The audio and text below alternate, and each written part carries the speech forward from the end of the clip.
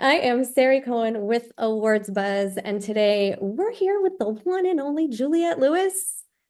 Hi. Hey, it's so amazing to see you and get to hang out today. Thanks. So I want to first of all jump right into this incredible character that you are playing in the Thicket, Cutthroat Bill. Uh, I know, first of all, you are an equestrian. You grew up riding horses. Was this like when you first read the script, was that like your first sign to do this film? Well, there's a couple things. It is interesting because it's so nice when you have muscle memory or you retain certain things. Because I didn't just ride a little bit. I rode for years and I jumped horses. I learned English and Western and all this. But then 20 something years go by and I don't really ride. And now also when you're older, I have reverence for horses. Like I don't know. Now, then you get intimidated. Anyway, you have to shed fear so often for parts, especially one of the things I gravitate toward is things that scare me in the dramatic arts. So anytime I know I'm intimidated and I don't know how I'm going to pull it off yet, it's really exciting because you're reaching for something exceptional. But this role, there was a handful of ingredients on the page that I was like, how am I going to achieve that? One was that she's a savage killer. Her reputation precedes her before we meet her.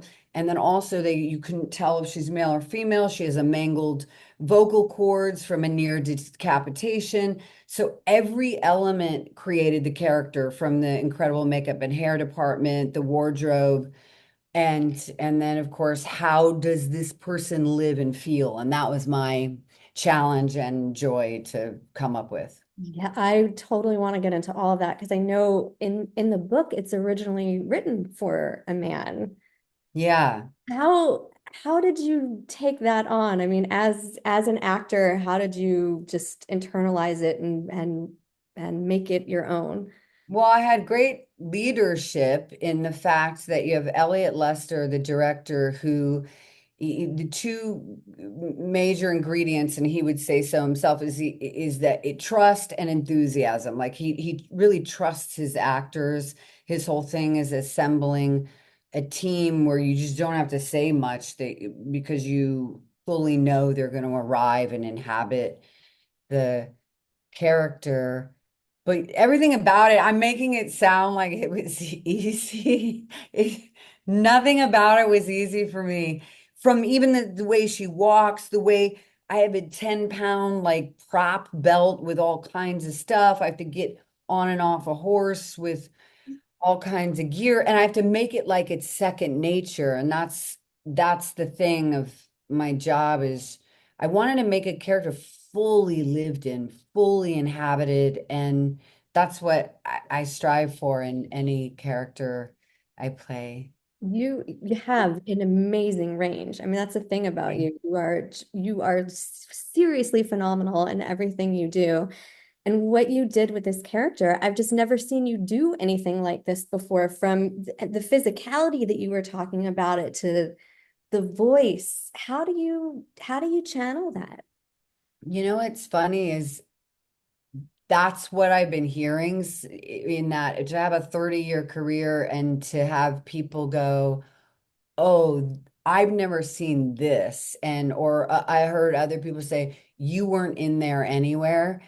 And I've always tried, I wanted to fully disappear into a role or fully transform, but I'm my own worst critic. But I feel like with this, there are a couple scenes, especially the scene with Peter Dinklage.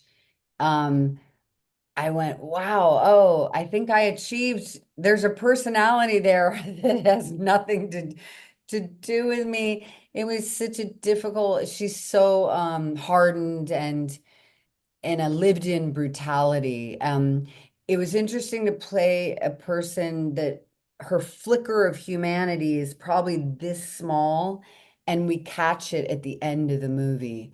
And I actually grieve for her because it's so sad to play someone so darkened by their tragic circumstances, and then their full commitment to a savage behavior.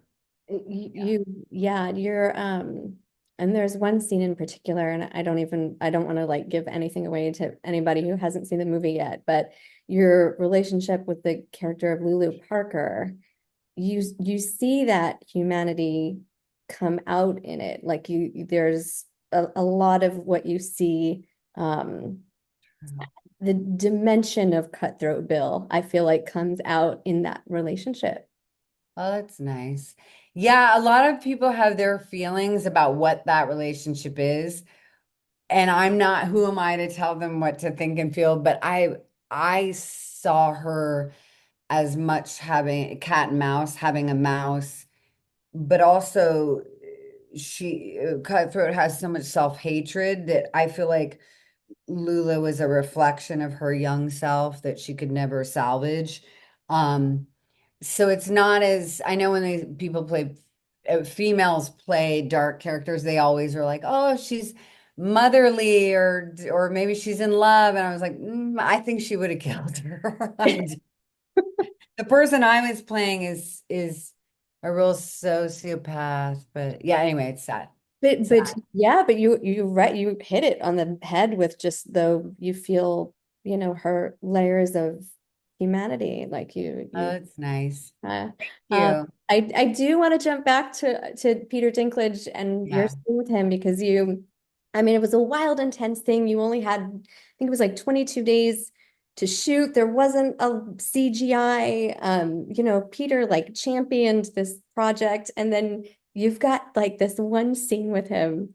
Yeah. Um, Tell me about what that was like coming together for this and what you both how you wanted to meet at this scene. We knew that when we were coming together that this was such an integral scene to the piece because it's the two main characters and then meeting, and then it's sort of like, do they know, do they not? I feel like she always thinks and feels someone's out to get her. But in any case, you're not playing, everything's all subtext. And Peter and I only talked about it a little bit. We both agreed to shave off some of the dialogue in the sense of less is more. And they're kind of sharing, they're commiserating, they're almost like peers. But I wanted to make sure there's a danger there at any point. So it's never fully like two comrades just having a whiskey, but on the surface, it appears to be like that. Anyway, you have to play with, it was so, I, I never felt so excited. I mean, I've had a handful of moments like this, like one was with De Niro, one's with Woody Harrelson. I mean, I don't want to name drop all of the amazing talent I worked with, but Peter goes in line with those brilliant actors in how exciting it was. And you just are sharing space and fully owning your characters. And and it's electric. You barely have to do much but be what you're both your characters. And it was just really electric and very exciting. Since we are awards buzz and we do ask everyone, what are you watching right now? You know what I just started watching was Anna Kendrick's directorial, is it her directorial debut? Woman of the Hour. So we just started, me and my guy just started watching that. And believe it or not, I just saw Molly's Game with Jessica Chastain. My gosh, that movie was riveting. I know it's like 10 years old, but better late than never. When a good movie is good, it's good. But I just saw that. It's always good. It's timeless. Oh, and I must say, there's a great comedic series called Florida Man, um, on HBO. I'm in the second episode. It's very funny. I love it. Everything you do is gold. I honestly cannot say enough wonderful things about you, and I'm so, so happy that we got to hang out again today. Thank you so much and for doing a fun interview.